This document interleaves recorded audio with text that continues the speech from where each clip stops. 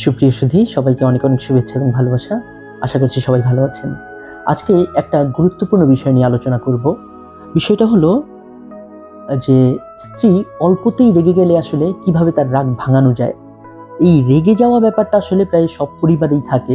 দেখা যায় অনেক সময় স্ত্রী হুট করে খুব অল্প তুচ্ছ বিষয় নিয়ে রেগে যায়, এবং এই রাগারাগি যদি চলতেই থাকে একটা সময়টা থেকে পরিবারে আসলে বিরূপ প্রভাব বিস্তার করে। এতে করে যদি বাসায় সন্তান থাকে, বাচ্চাদের উপরে আসলে বিরূপ প্রভাব বিস্তার করে। সো মার্কিন ওয়েবসাইট marriagemedia.com-এ কিছু গুরুত্বপূর্ণ টিপস দিয়েছেন যদি স্ত্রী অতিরিক্ত রেগে যায় তাহলে আসলে সেই রাগ সামলানোর উপায় কি। প্রথমত হলো, ফার্স্ট অফ অল, স্ত্রী যতই রাগুক আপনি বিরক্ত হবেন না। আপনি যদি বিরক্ত হন, আপনি যদি তার সাথে আসলে পাল্টাপাল্টি কথা বলেন, তাহলে দেখা যাবে ঝগড়ার রেশটা আরো বেশি বেড়ে যাবে। তখন খুব বাজে কিছু ঘটনা ঘটে যেতে পারে, অনাকাঙ্ক্ষিত কিছু ঘটনা ঘটে যেতে পারে। সুতরাং বিরক্ত হওয়া যাবে না। দ্বিতীয়ত হলো, সঙ্গিনীকে আপনার বোঝাতে হবে যে আসলে সে যে রেগে যাচ্ছে, সে কেন রেগে যাচ্ছে, কি কারণে রেগে যাচ্ছে, রাগার কারণটা কি। তার সব কথাগুলো আপনার ধৈর্য ধরে শুনতে হবে। তাকে আপনার বোঝাতে হবে যে আপনি তার প্রতি একদম শতভাগ কনসেন্ট্রেশন দিয়ে তার সমস্যাগুলো আপনি শুনছেন, এবং ওই সমস্যা থেকে উত্তরণের আসলে উপায় কি, সেই উপায়টা আপনি তাকে পরবর্তীতে তার রাগটা যখন কন্ট্রোলে চলে আসবে তাকে আপনি আসলে বোঝাবেন। আরেকটা টিপস বলেছে marriage.com, সারপ্রাইজ দেয়া। স্ত্রী যখন অতিরিক্ত রেগে যাবে, ওই মোমেন্টে যখন সে খুব চিৎকার করছে বা চেঁচামেচি করছে, তাকে আসলে শুনতে হবে, ধৈর্য ধরে তাকে শুনবেন। এবং তার রাগটা যখন দেখবেন একটু হালকা কমা শুরু হচ্ছে, অথবা সে যখন চুপ হয়ে গেছে, তখন আপনি চেষ্টা করবেন তাকে কিছু সারপ্রাইজ দিতে। হতে পারে সেটা চকলেটস, হতে পারে বই, বা সে যেই সব জিনিস পছন্দ করে সেগুলো। আরেকটা উপায় হলো জড়িয়ে ধরা।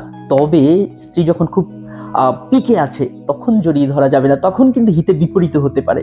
সুতরাং আপনি তাকে লক্ষ্য করবেন, তাকে আপনি অবজার্ভ করবেন।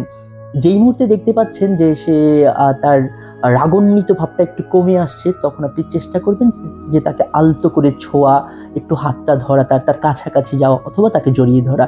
জড়িয়ে ধরলে আসলে যখন আমরা হিউম্যান বিং এর স্পর্শ পাই, তখন আমরা একটু শান্ত হই। আপনি দেখবেন যখন আপনার প্রচুর জ্বর, গায়ে প্রচন্ড জ্বর, তখন মা এসে যদি আপনার মাথায় হাত দেয়, তখন আপনার মনে হবে যে আপনার জ্বর বুঝি অনেকটা কমে গেছে। সো স্ত্রীর বেলায়ও আসলে এই কাজটা খুব কার্যকর আর কি। তারপরে হলো যে ক্ষমা করা। ক্ষমাটা হলো মহত্বের লক্ষণ। সবাই বলে, গুরুজনরাও বলে থাকেন যে ক্ষমা মহত্বের লক্ষণ। আপনি যদি মনে করেন যে স্ত্রী আসলে অনর্থকই আপনার উপর রাখছেন, অনর্থকই চিৎকার চেঁচামেচি করছেন, তাও আসলে আপনি ক্ষমা করতে চেষ্টা করবেন। এবং যদি আপনার অপরাধ হয়েও থাকে তাহলে তো অবশ্যই আপনার তাকে ক্ষমা করতেই হবে, বা ক্ষমা সুন্দর দৃষ্টিতে দেখতেই হবে। শান্ত থাকতে হবে, তার কথা বুঝতে হবে, সে কি বলতে চাচ্ছে সেটাও বুঝতে হবে। এবং আসলে একটা সময় আপনি একটা দীর্ঘ নিঃশ্বাস নেবেন, দীর্ঘ নিঃশ্বাস নিয়ে নিজেকে বলবেন কুল, কুল অ্যান্ড কুল। নিজে শান্ত থাকবেন এবং শান্ত থেকে তার সমস্যাটা কোথায় সেটা আপনি জানতে চেষ্টা করবেন। এবং যদি দেখেন এটা প্রায় প্রতিনিয়ত প্রত্যেক দিনই হচ্ছে এবং আপনি কন্ট্রোল করতে পারছেন না, তখন হয়তো আপনাদের কোনো বিশেষজ্ঞের পরামর্শ নিতে হবে। এবং সবসময় যেটা করবেন, স্ত্রীর প্রতি সহানুভূতিশীল হতে হবে। সে যতই চিৎকার চেঁচামেচি করুক, তার প্রতি সহানুভূতিশীল হতেই হবে। কারণ আপনি তার অনুভূতিটা বোঝার চেষ্টা করবেন, সে আসলে কেন রেগে যাচ্ছে। সো ওই কারণটা, স্পেসিফিক যে কারণটা আপনি জানতে পারবেন, সেটা রিমুভ করার ট্রাই করবেন যে আসলে কি কি কারণে রেগে যাচ্ছে। হ্যাঁ, আপনি হয়তো বাইরে থেকে এসে জুতাটা যেখানে রাখার কথা সেখানে রাখছেন না, শার্টটা যেখানে রাখার কথা সেখানে রাখছেন না, বা ব্যাগটা যেখানে রাখার কথা রাখছেন না। এইসব কারণে আসলে মেয়েরা বা স্ত্রীরা অনেক সময় রেগে যায়। সো এই বিষয়গুলোর প্রতি খুব কেয়ারফুল হতে হবে এবং সমাধানটা আসলে খুঁজে বের করতে হবে। কারণ আসলে কেউই চায় না যে তার পরিবারে প্রতিদিন ঝগড়া বিবাদ লেগেই থাকুক। সবাই আসলে শান্তিপূর্ণ একটা সহাবস্থান বা শান্তিপূর্ণ বাসস্থান কামনা করে। সুতরাং সমাধানটা খোঁজা খুব বেশি গুরুত্বপূর্ণ একটা বিষয়। আর কিছু বিষয় আসলে করণীয় থেকে যায়, যেমন ক্ষমা চাইতে কখনো দ্বিধাবোধ করবেন না। আপনার যদি ভুল হয়েও থাকে তাহলে তো অবশ্যই ক্ষমা চাইবেন, এবং আপনার ভুল না হলেও ক্ষমা চাইবেন। ক্ষমা চাওয়াটার মধ্যে আসলে নিচু হওয়ার কিছু নাই। একটা পরিবারে বলি, বা বাবা মা, ভাই বোন বা বন্ধু, সবার কাছে ক্ষমা চাওয়াই যায়। এবং আপনি যখন ক্ষমা চাইবেন, আপনি একটা জিনিস দেখবেন, যদি তার ভুল হয়ে থাকে, আপনার এই ক্ষমাটার ফলে কিন্তু সে পরবর্তীতে আরো বেশি অনুতপ্ত হবে। হ্যাঁ, এবং যদি আপনার ভুল হয়ে থাকে তখন তো আপনার ক্ষমা চাইতেই হবে, এটা উচিত। তাকে আলিঙ্গন করুন, স্পর্শ করুন, এবং তার প্রিয় কিছু কাজ করতে পারেন।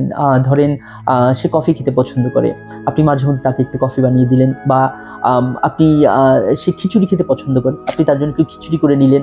সো এই বিষয়গুলো করলে না দেখবেন যে পরিবারের মধ্যে ভালোবাসাটা বৃদ্ধি পায়। সো যে দূরত্বগুলো আছে বা ঝগড়াঝাটি এগুলো আসলে কমে যায়। এবং মাঝে মধ্যে একা থাকতে দিন, তাকে একা থাকতে দিন, এবং আপনিও কিছুক্ষণ একা থাকুন। একা থাকার পরে দেখবেন যে সিচুয়েশনটা যখন একটু ঠান্ডা হবে তারপরে আসলে তার কাছে আসুন। তো বন্ধুরা, এই ছিল আমার হাতে। সবাইকে ধন্যবাদ, রাফ কাট ক্রিয়েশনস এর সাথে থাকার জন্য অনেক ধন্যবাদ। আশা করছি সবাই ভালো থাকবেন এবং সবার পারিবারিক জীবন সুন্দর হোক, সুখে হোক, সবাই ভালো থাকুন।